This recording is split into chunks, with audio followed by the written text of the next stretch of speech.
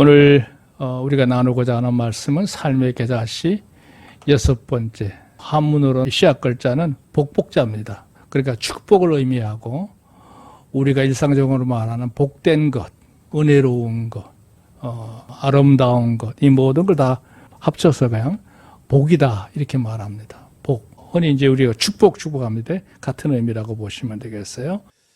자, 우리가 이제 삶의 계자시 들어와서 가장 중요한 단락에 마무리를 하고 있습니다. 그동안에 5개를 했는데요. 맨 앞에 하나님, 그 다음에 사람인자를 썼어요. 그 다음에 이제 명명자입니다. 명령, 그 다음에 이제 나자 썼어요.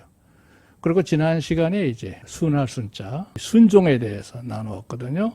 자, 이게 이제 한문의 문장은 아닙니다만 시작 글자에 말이 있기를 하면 그래요. 하나님께서 사람에게 명하신 것을 내 자아가 바르게 받아들여서 순종하면 오늘 이 말씀이에요. 복이 있다. 이런 얘기예요. 믿으시면 아멘. 그래서 오늘 이 제목의 부제가요. 너는 복의 근원이 될지라 그랬습니다. 사람들이 복을 좋아하지요. 복 좋아하지 않을 사람은 어디 있겠어요. 복의 반대는 화거든요. 그래서 보통 이제 인생의 삶을 논할 때 이 생사하복이 참 중요한데요.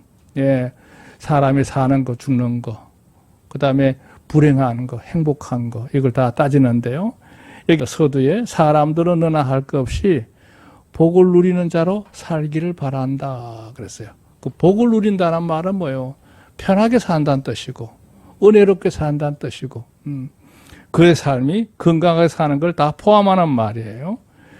예, 여기 흥미로운 말을 이렇게 놨어요. 물론 계층이나 살아가는 사람들의 그 삶의 자리마다 그 복을 추구하는 면이 좀 달라요. 어떤 이들은 이런 쪽에 원하는 경우도 있고 어떤 사람이 이쪽을 원하는 사람도 있거든요. 예, 그런 의미예요. 계층마다 다르고 또 그 사람이 추구하고 있는 내면의 요소에 따라서 신상에 따라서 다를 수도 있고 또 연령대를 따라서 추구하는 복의 의미는 다르죠. 그걸 다 이제 일체적으로 말할 때 흔히 오복이라고 그래요. 오복. 이 오복이란 말은 유교의 문헌 중에 그 서경에 나오는 말인데요. 수가 제일 앞에 있어요. 오래 사는 거. 사람이 장수하면 참 저 사람 복되게 살았다. 그런 평가를 하죠. 두 번째는 부한 거. 꼭 부자가 아니더라도 그 일생에 먹고 사는데 불편함이 없도록 삶의 모든 문제가 채워지면 그것도 복된 거죠. 그래서 요즘은 사람들이 너무 소유욕에 강하다 보니까 다른 사람보다 더 많이 이렇게 자꾸 이제 욕심을 부립니다만 일단은 우리가 먹고 사는데 불편함 없으면 그건 복 있는 자인 줄로 믿습니다. 그 다음에 이제 강령이라고 그랬죠. 2가지예요. 건강과 편하게 사는 거. 이런저런 사고 없이 마치 물이 흘러가듯이 유유하게 그렇게 사는 걸 갖다 강령이라 그래요. 그 다음에 이제 유호덕이라고 그랬어요. 유호덕은 뭐냐 하면 사람 사이에서 이제 좋은 평가를 받으면서 덕스럽게 사는 모습을 말해요. 참 호감스러운 사람들, 고상한 사람들, 그게 유호덕이에요. 덕스럽게 산다는 게 참 중요한 거죠. 그 다음에 이제 고종명이 하나 있어요. 그게 뭐냐면 나이 들어서 세상을 마칠 때 조용히 자신이 살던 집에서 여생을 다 하고 떠나는 걸 의미하는 때 그걸 고종명이라고 하거든요. 이 5개를 보통 오복이라고 그래요. 오복. 그런데 이거는 이제 그 문헌에 보니까 이걸 바라는 사람들의 계층이 좀 특별한 어떤 위치에 있는 사람들이 주로 바랄 때 이런 오복을 염원한다는 겁니다. 근데 일반 서민들은 이걸 다 누리기가 어렵죠. 그래서 유호덕하고 고종명을 빼고 기인으로 사는 거. 그 다음에 이제 중다라고 그랬어요. 중다. 이게 무슨 얘기냐면 자식 많은 것도 복으로 여겼다는 거예요. 이런 오복을 사람들이 추구하죠. 왜 그러냐. 이게 육신을 살아가는 동안에 우리의 삶 자체가 오늘 이렇게 주보에 재미있는 표현을 하는데 삼불이에요. 삼불. 불명이란 말은 뭐냐면 사람이 하루 일도 장담을 못 하잖아요. 앞에 무슨 일이 날지 몰라. 사람의 능력이 그거밖에 안 되는 거예요. 그러니까 앞으로 일어날 일이 어떤 일인지 몰라. 또 이게 언제 들이닥칠지 몰라. 불시에 이 모든 일들이 진행될 수도 있는 거고요. 그 다음에 이제 불운이야. 늘 마음에 추구하는 게 있어. 놓칠 수 없는 소망이 있는 거예요. 그런 것들이 우리 안에 있기 때문에 뭐 오복이든 칠복이든 뭐 팔복이든 이걸 추구합니다. 자, 문제는 이거예요. 그래도 사람으로서 내가 사는 동안에 안정된 거, 그걸 원하는 거고, 또 여기 보면 희열이라고 그랬잖아요. 내가 하고 싶은 거 하면서 기쁨을 마음껏 누리는 거, 그 희열의 삶. 그리고 이제 내가 세상을 살면서 사람들에게 베풀 건 베풀고 좀 이렇게 존경받는 자로 세상을 마치고자 하는 건 누구냐? 사람들의 본능적인 거예요. 본능적. 그게 소원이에요. 그 마음에 늘 여망을 갖고 있다는 거죠. 뭐 그런 걸 갖고 있는 걸 말할 때 보통 오복이든 뭐 칠복이든 팔복이든 얘기할 수 있어요. 자, 문제는 이거예요. 오늘 얘기는 본 주제는 두 번째 단락입니다. 보세요. 그러나 성경에서 말하는 복의 개념은 완전히 차원이 다르다 그랬어요. 뭐냐? 비록 한 생에서 오복, 칠복 뭐 이거 다 성취했다 그래요. 내가 누리고 있다 할지라도 문제는 뭐냐? 영적으로 볼 때, 신령한 관계에서 볼 때 내가 하나님을 제대로 신뢰하지 못하고 오히려 거역하게 되고 하나님과 끊어진 관계, 단절의 관계, 그런 관계를 살아가고 있다고 하면 그건 절대 복받은 자가 아니라는 거죠. 그러니까 앞서 말한 그런 모든 걸 다 누리고 있다 하더라도 하나님 관계에서 하나님을 전적으로 신뢰하지 못하고 오히려 하나님을 거역하게 되고 하나님과 끊어진 관계에 있는 인생은 어떤 인생이냐? 여기 계세요. 그는 인생을 평가할 때 그런 불운한 인생이라는 거죠. 불운하다는 말은 불순하다는 것과 비슷한 맥이 있어요. 그러니까 뭐냐면 하나 볼 때 가치 없는 인생, 못된 인생이에요. 그리고 그 사람 자체가 불행한 거고 여기 불희라는 말을 썼어요. 불희. 이 희자가요. 끓일 희자거든요. 무슨 얘기냐면 여기 불이라는 말의 그 최종적 개념의 의미는 하나님의 심판이라는 뜻이에요. 하나님의 엄중한 심판을 절대로 피할 수 없다. 그게 불이거든요. 인생이 그렇게 끝나고 말 건데 결국 불운한 자로 평가받고 불행하게 살다가 불의가 되어버리면 이게 무슨 의미가 있겠어요. 그러니까 사람이 진정으로 누려야 될 복은 뭐냐? 이거죠. 하나님께서 우리에게 주시는 은혜, 구원의 은혜를 누리는 거고 그분의 늘 동행하심을 덧입으면서 은혜의 삶을 사는 거고 그러다가 하나님이 예비하신 영원한 나라로 들어가는 거. 이게 진짜 복인 줄로 믿습니다. 그러니까 앞에서 말하는 오복이나 칠복이 필요 없다는 얘기가 아니에요. 이건 누리되 진실로 꼭 갖춰야 될 기본적인 복은 뭐냐? 하나님과 연결되어서 하나님과 나눔을 가지다가 하나님이 예비한 그 은혜의 나라에 우리가 덧입는 삶을 사는 거. 이게 이제 복되는 거라는 거죠. 자, 오늘 그런 의미에서 이 아브라함의 본문의 말씀이 필요합니다. 여기 일대지 그랬어요. 잘 보세요. 아브라함의 받은 복이 어떠냐? 왜 그러냐면 아까 그 읽었죠. 여호와께서 아브라함에게 이르시되 너는 너의 본토 친척 아비 집을 떠나 내가 내게 지시할 땅으로 가라. 여기 하나님의 부름의 그 제한사항이에요. 그러니까 너는 이곳에서 떠나되 친척과 아비 집을 떠나라 그랬어요. 아브라함의 본토는 어디냐면 갈대아 우르입니다. 이제 이 갈대아 우르라는 게 최근에 와서 다시 이제 밝혀지고 이 고고학자들이 이루어낸 모든 과정을 보면 대단한 곳입니다. 우리가 흔히 말하는 세계 문명 4대 발상지 가운데 제일 첫 번째로 꼽는 지역이 있죠. 그게 메소포타미아 문명. 이 메소포타미아 문명의 발상지가 갈대아 우르입니다. 그러니까 여기서부터 시작점이 돼가지고 메소포타미아 문명이 이제 우쪽으로 우카르라서 우르 이제 하란 쪽으로 뻗어나가면서 반달 모양의 큰 문화를 이루었던 거죠. 이게 연대적으로도 제일 오래된 거예요. 흔히 학자들이 말할 때 BC 3,500년 전이라고 그래요. 그리고 이제 한 500년 정도 시차를 두고 이 문명권이 나일강 쪽으로, 이집트 문화 쪽으로 이제 내려가게 되고, 또 한편으로는 이제 이 동쪽으로, 인도 쪽으로 가서 겐지스 문화를 만들게 되고, 중국에 있는 항아 문명권이 생기는 이 4대 발상지. 어쨌든 간에 이 메소포타미아 지역에 당시 니무롯 제국이 들어서면서 도시국가를 이루었는데, 그 도시국가를 이루었던 최초의 발원지가 갈대 우르예요. 이 우르라는 말은 빛이라는 뜻이거든요. 빛난다, 찬란하다, 뭐 이런 의미를 갖고 있다고 그래요. 뭐 여기에 관한 거는 요즘은 너무 방대하니까요. 뭐 여러분이 유튜브를 통해서도 볼 수 있으라고 생각해요. 중요한 것은 하나님께서 아브라함을 부르셨을 때, 오늘 여기 있는 이 말이 의미가 있어요. 내가 너로 큰 민족을 이루고 내게 복을 주어 내 이름을 창대케 하리니 너는 복의 근원이 될 것이라 그랬어요.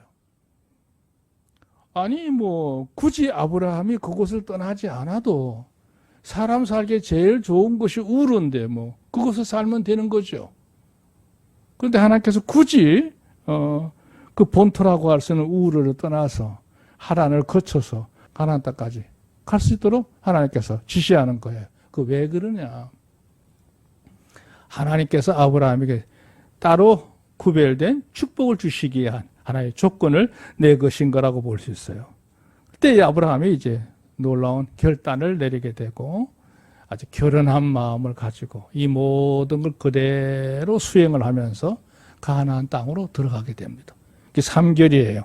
결단하고 결연한 의지를 갖고 그대로 진행을 했던 것을 알 수 있어요. 자, 2번을 보세요. 아브라함은 그 일행들과 함께 가나안 땅에 들어왔으나, 잘 아시는 얘기죠. 지난번에 얘기했으니까 넘어갈게요. 가나안 땅의 조건이 너무 열악했어요. 이전에 자기가 살았던 갈대 우르 지역하고 하란 지역에 비하면 가나안 땅은 사람 사는 것도 아니에요. 이거는 비교의 대상이 되지를 않아요. 저는 갈대 우르는 못 가봤어요. 그러나 이 하란이라고 하는 것은 가봤거든요. 지금의 터키 지역에 있는, 트리키 지역에 있는 산우르파라는 지역이 하란 지역인데요. 정말 그 황량한 불판 대단합니다. 대단해요. 저는 누누이 얘기했지만 저는 버스 타고 지나가다가 그 들판을 바라보면서 제가 나도 모르게 그냥 중얼거린 말, 여기는 하나님 없이도 살겠다, 그런 얘기를 했어요. 그러니까 굳이 하나님이 나의 삶을 보살펴 주지 않아도 먹고 사는 데는 전혀 문제가 없는 지역이 하란 지역이에요. 거기에 비해서 몇 배 더 좋은 곳이 우르 지역이죠. 거기 살던 아브라함이에요. 근데 굳이 가나안 땅에 들어와 살아요? 가나안 땅은 그곳과 환경은 비교할 대상이 되잖아요. 그렇게 해서 들어왔는데 그나마 크게 결단을 내려서 들어왔던 아브라함의 삶이 형통하지 않았어요. 가나안 땅에 가뭄이 찾아온 겁니다. 가뭄을 조정하시는 이도 하나님의 힘을 믿으시기 바랍니다. 하늘이 주관하는 거 아니에요? 지금 우리나라가 지금 겨울 가뭄 때문에 보통 심각한 문제가 아니에요. 이 도시민들은 그냥 직장 다니면서 먹고 사는 일에 전념하다 보니까 농사 짓는 데 대해서는 답답함을 모르는데요. 저는 경우가 좀 달라요. 농사꾼의 아들이잖아요. 그 물이 부족했을 때 농부의 마음은 처참합니다. 그 어디에다 견줄 수도 없어요. 사람이 잠도 제대로 이룰 수도 없고 식욕도 다 떨어지거든요. 삶에 대한 여망 자체가 다 사라져 버려요. 왜냐하면 씨앗을 뿌려가지고 이게 우미 돋아서 열매를 거두기까지 수고가 굉장한 건데 이게 다 헛수고가 되어버리고, 그렇게 한 해 농사가 망치거나 하면 그 다음에 농사가 잘 돼도 그 고생은 계속 연이어져 가지고 이게 몇 년 동안 가면서 고통을 겪어요. 그러니까 기근이라는 게 제일 무섭습니다. 무서워. 그러니까 이 순박한 농부들이요, 농사를 잘 짓다가도 논에 물대는 것 때문에 살인사건 같은 경우들이 일어나는 경우가 있어요. 오죽했으면 그런 마음을 갖겠어요. 가나안 땅도 예외 아니에요. 아브라함은 원래 유목민인데 양을 치는 사람이니까 항상 물하고 풀에 민감합니다. 근데 가나안 땅에 오니까 가뭄이 들어서 말할 수 없는 어려움을 겪죠. 그 문제에 대해서는 지난번에 우리 1월달 말씀을 참고하시면 될 것 같아요. 처음에는 굉장히 당황하게 되고 어디로 가야 될지 몰라서 우왕좌왕하게 되고 그러다가 이제 결국 이제 애국까지 내려갔다가 삶을 좀 사는가 했더니 그곳에 가서도 역시 큰 문제에 빠지게 되죠. 난항에 빠지게 됩니다. 자, 중요한 오늘 재미있는 단어 하나를 여러분 소개할게요. 그러한 과정을 겪으면서 아브라함이 깨달은 게 있습니다. 여러분도 이런 깨달음의 역사가 있기를 주의 이름으로 축원합니다. 그게 뭐냐? 하나님께서 나에 대해서 늘 관심을 갖고 계시구나. 내 뒷꼭지를 바라보시면서 하나님이 늘 살피시는 거구나. 하나님의 눈길을 느낀 거예요. 믿으시면 아멘. 뿐만 아니라 하나님 멀찍이 계시는 게 아니라 내 직접 가까이서 이 모든 삶을 주관하시는 거구나. 하나님의 손길을 느낀 거예요. 그걸 체험한 겁니다. 근데 여기 하나 더 추가했어요. 여기 한길이라는 말을 했는데 한길. 원래는 한문으로 행길이라는 말을 쓰고 싶었는데 행길이나 한길이나 의미는 같은 의미예요. 이게 뭐냐면 하나님이 나를 인도하시는데 그냥 내버려 두는 게 아니라 이런 일을 저런 일을 다 겪으면서 하나님을 느끼게 하면서 결국 나를 바른 길로 인도하시는 거구나. 옳은 길로 인도하시는 거구나. 나를 잘되게 하기 위해서 나를 이 길로 가게 하시는 거구나 하는 것을 아브라함이 깨닫게 된 거예요. 여러분 삶 속에 하나님의 눈길과 손길의 역사 그리고 한길의 역사가 더 하실 줄로 믿습니다. 이 한길의 역사가 있는 거예요. 그때 아브라함이 깨달은 거예요. 내가 이렇게 방황할 게 아니라 하나님 앞에 더 간구하면서 하나님과 밀접한 교제를 가지면서 이 모든 삶을 내가 정복해 나가야 되는 거구나. 그걸 깨닫게 된 것이죠. 자, 3번 볼까요? 아브라함은 오복을 추구하는 삶이었다면 이전의 거주지는 그 오복을 이루는 데 부족함이 없는 것이죠. 우르도 그렇고 하란도 그렇고 예, 오복을 추구하는 것이 인생의 이상이었다면 아브라함은 굳이 가나안 땅 돌을 필요 없어요. 하나님 안 도와주셔도 돼. 그래도 살만한 곳이에요. 그랬잖아요. 어쩌면 하나님, 어쩌면이란 말을 쓴 이유가 그거예요. 그럴 수는 없지만 어쩌면 하나님 도움 없이도 인생의 많은 것들을 누릴 수 있어요. 향유할 수 있어요. 그리고 여기 당당이란 말은 부족함 없이 그칠 것 없이 모든 걸 누릴 수 있는 거예요. 이전의 모든 조건이. 그리고 내가 하고 싶은 대로 뭐든지 도모할 수가 있어요. 예, 추구할 수가 있는 거예요. 근데 아브라함의 삶에는 놀라운 게 있어요. 그게 인생의 전부가 아니라는 걸 안 거예요.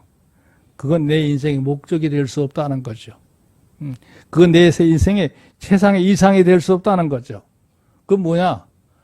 내가 이 많은 걸 다 이루었다 할지라도 그래서 이거는 이 모든 거는 내가 하나님을 섬기는데 하나의 방편이 되고 도구가 될 뿐이지 이게 내 삶의 전부가 될 수 없다는 거. 무슨 얘기냐면 오복이 문제가 아니라 하나님과 끊어진 내 인생 관계는 안 된다고 하는 것을 아브라함이 깨달은 거예요.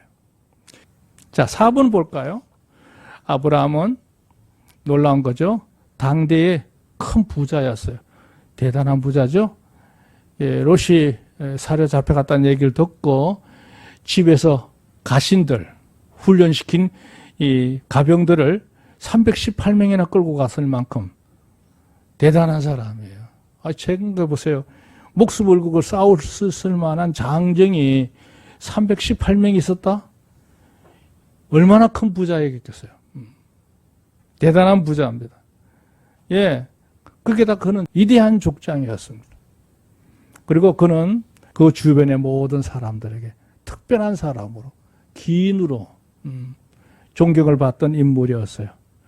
그 아브라함은 떠내김에도 불구하고 마므레 지역 족장들이 그를 떠받들 만큼 귀한 사람이었던 거죠. 근데 그 당시만 그랬느냐? 아니에요. 여기 그렇죠? 지금까지도 시대와 종족과 이념을 초월해서 지금도 아브라함은 열국의 아비 그대로입니다. 아브라함의 후손이 온 땅을 지배하고 있잖아요, 지금. 또 신앙계 쪽으로 보면 그는 믿음의 조상이라고 얘기를 해요. 그리고 그의 인감이나 가치관적으로 볼 때 비범한 득장이다.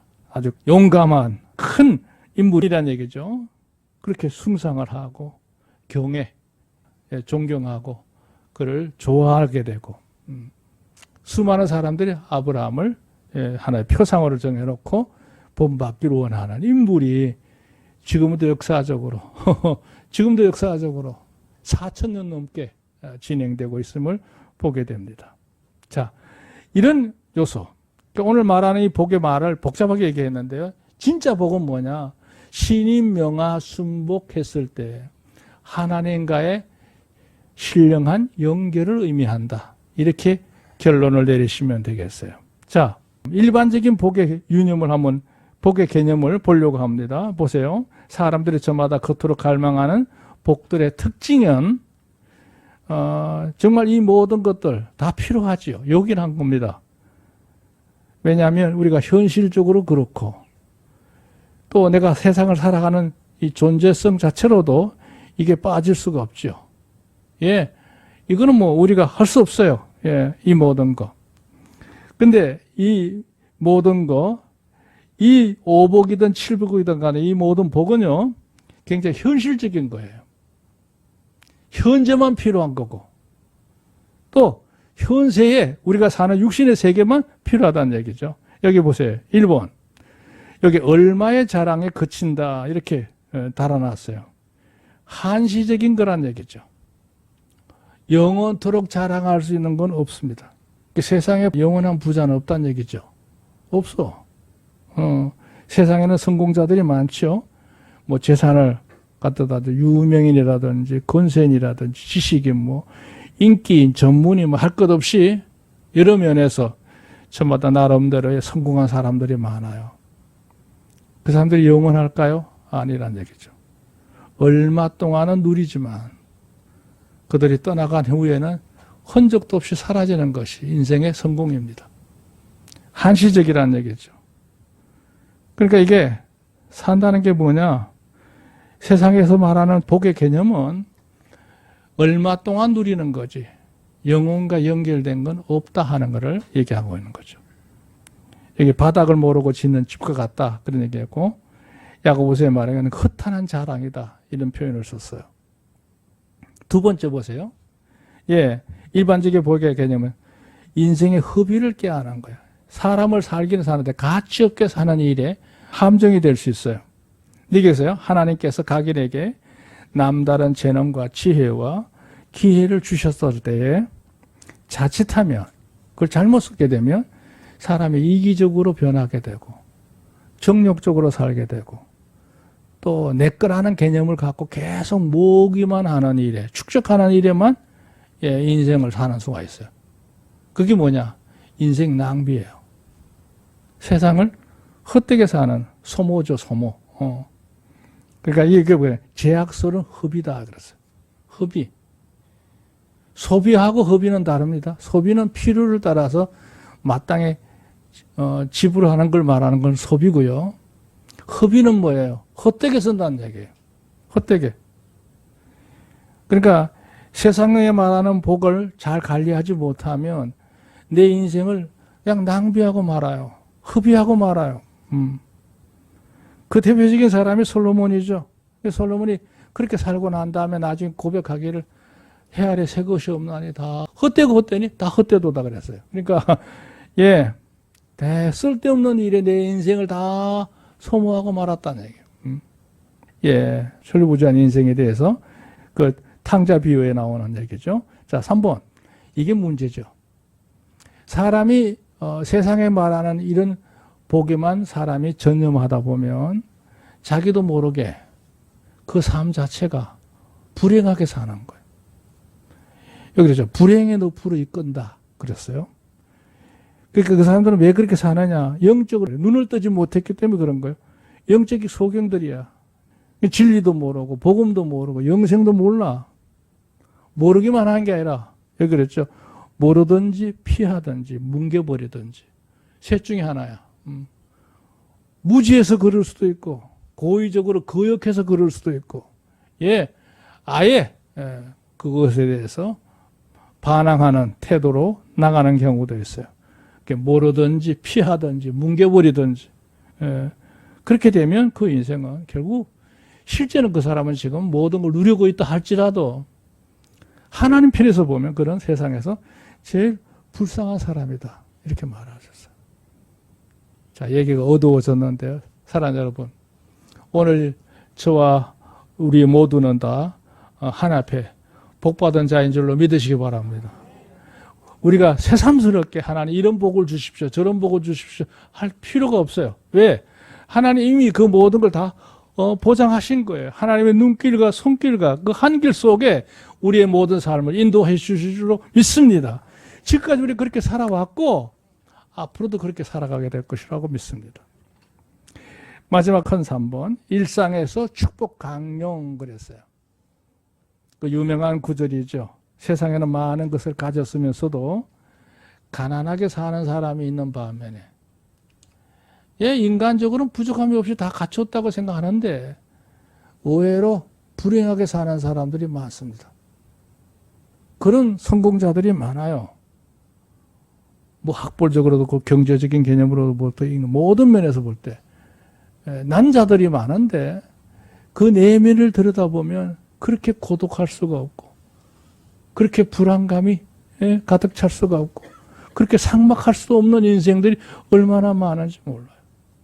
그거를 이제 뒤집기 위해서 여러 가지 방법을 사용하죠. 쾌락도 추구하기도 하고 무슨 요즘은 약물을 사용합니까? 그렇게 마약에 빠지기도 하고 온갖 걸 다 해보지만 그 공간을 채울 수가 없어요. 한마디로 이런 사람들은 허전한 사람들이에요. 불행한 사람들이에요. 낙 없는 사람들이에요. 문제는 이거예요. 인간적으로는 다른 사람에 비해서 가진 것이 좀 부족한다 할지라도 가난하다 할지라도 모자란다 할지라도 부자처럼 사는 이들이 있습니다. 부자처럼 사는 게 아니라 부자로 사는 이들이 있는 거예요. 감사하고 자족하고 모든 것에서 소망을 품고 사는 이들이 있습니다. 누굴까요?